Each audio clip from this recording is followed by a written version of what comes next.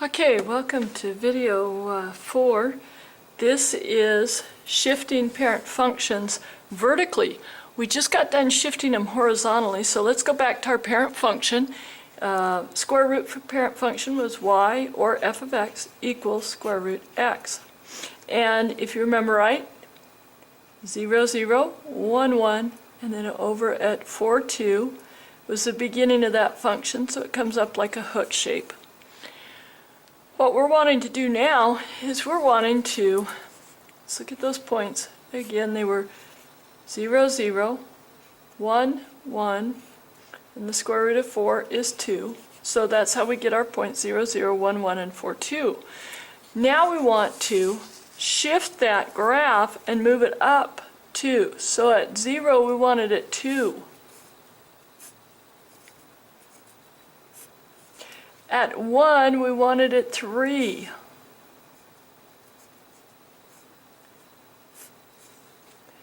And at 4,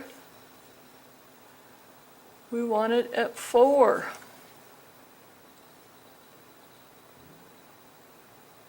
So we've got our hook shape just like before, but it's up 2 units higher on the graph. Now you know, in order to get the shape we have to have that square root x. Y equals. We've learned already that if we have a negative out front, it'll flip it the other direction, flip it over this way. If we have a number out front, it will stretch or shrink it to the x. We also learned a number inside, being added or subtracted, would shift it left or right. So what would be our next option? Well, we want 0 to come out at 2, so if we plug 0 in there, we get the square root of 0, but we want it to be up here at 2. How about if we just add 2 to the answer? That would give us 2. Let's see if it works for radical 1. Radical 1 is 1 plus 2 would be 3. Radical 4 is 2 plus 2 would be 4. So it does work, and we find to shift up, all we have to do is add the number after the operation on the x. Let's try it again. Let's say that we have y equals cube root of x. Now you know from your parent functions, this forms that S shape. So in forming that S shape, we saw that cube root of negative 8 was negative 2, way down here. Cube root of negative 1 was negative 1, right there. Cube root of 0 was 0, right there. Cube root of 1 is 1, right there. And the cube root of 8 is 2. In front of our graph, but it's there. Now we want to shift this. Instead of being, the very same as before, how about if we shift it down 2? So we want to move it down here.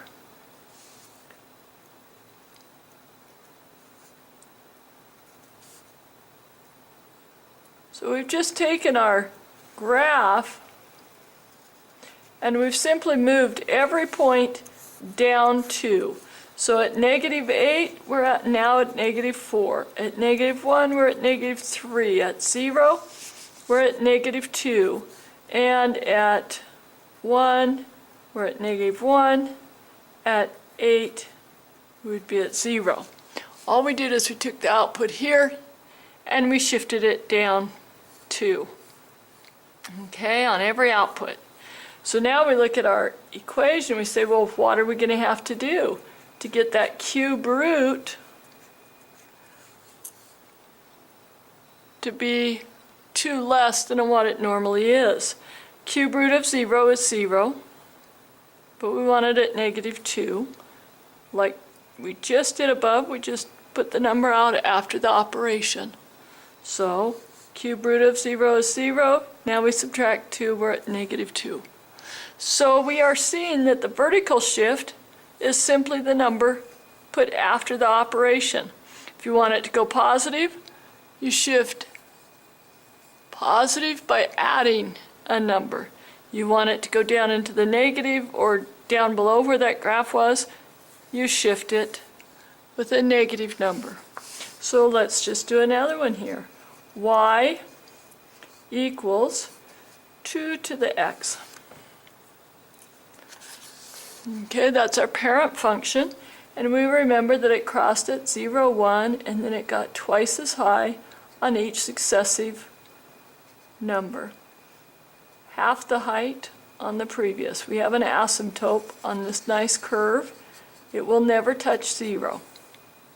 Okay, so now we want to shift it down 4. Say we go down 4.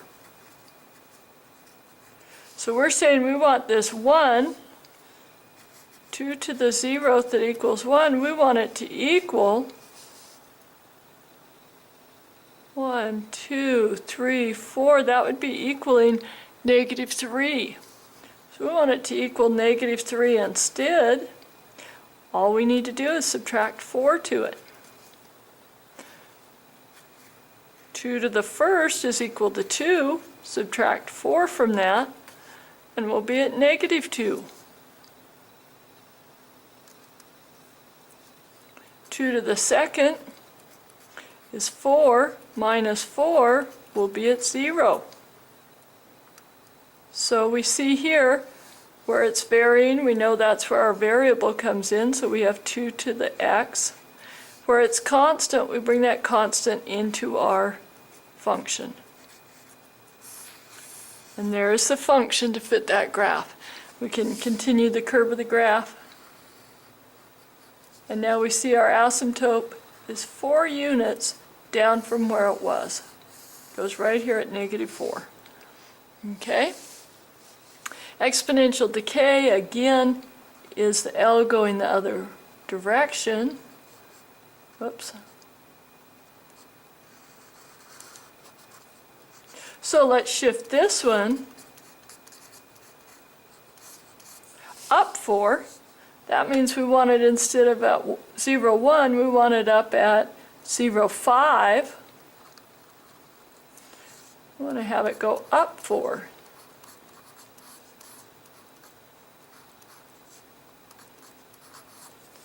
And we can double check it. We put a 1 in there. 1/2 plus 4. 1/2 to the, wow, I'm sorry. 1/2 to the 1 plus 4. 1/2 to the first plus 4. That would be 1/2 plus 4 is 4.5. 1, 2, 3, 4.5. So there we see it's getting less and less. If we go into the negatives, just to prove that the points work, 1/2 to the -1 plus 4, well, that would be a -1/2. I'm sorry, whew. That would be a 1 to the -1st over 2 to the -1st. We have to invert those. We get 2 to the +1st over 1 to the +1st plus 4. So 2 plus 4 is 6. So we're up here at 6. We can see the curves coming in. Just like that.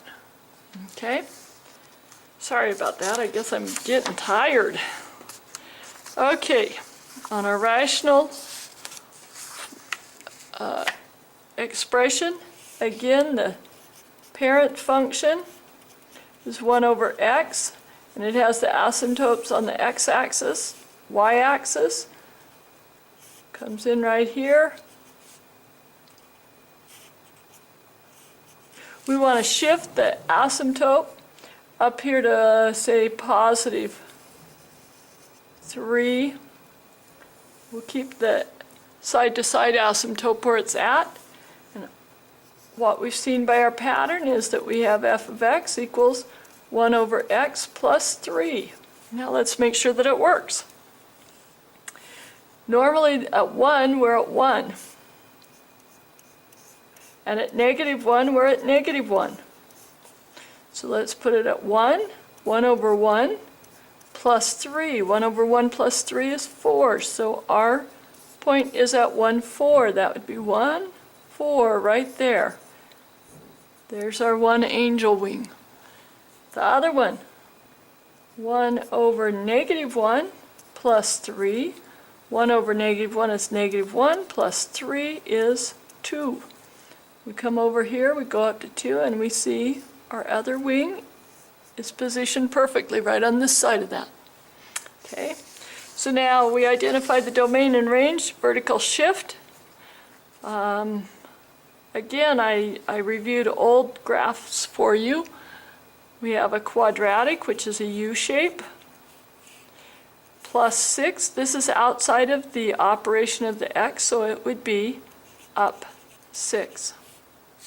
This is linear. There's nothing except for just an x to the first power. That means it's a straight line.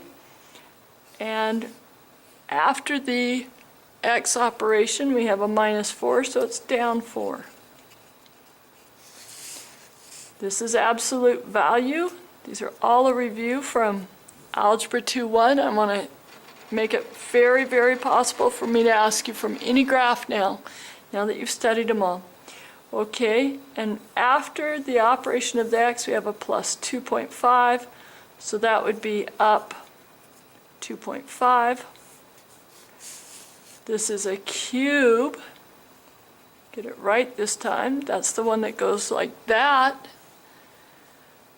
And after the operation of the x, we have a minus 8.3, so that's a down 8.3. Absolute value plus 2, that's up 2. Okay, that's how we get our vertical shifts. I want you to do the rest of page 15 in class. You're going to graph the parent function, and then you're going to move that graph up 3, graph it again, and then show me what the equation would be to get that. Okay, you will finish page 15 in class. Remember, there's hardly any bookwork here, so it's always in the packet. You'll do the top part of Unit 16, then you're going to do a table like we did the other day on page 16, and now you're down to putting it all together. This is where this video should have started had I not had to do that shifting. Okay, putting it all together. Square root parent function would be square root x. It's graphed this way. The hook shape.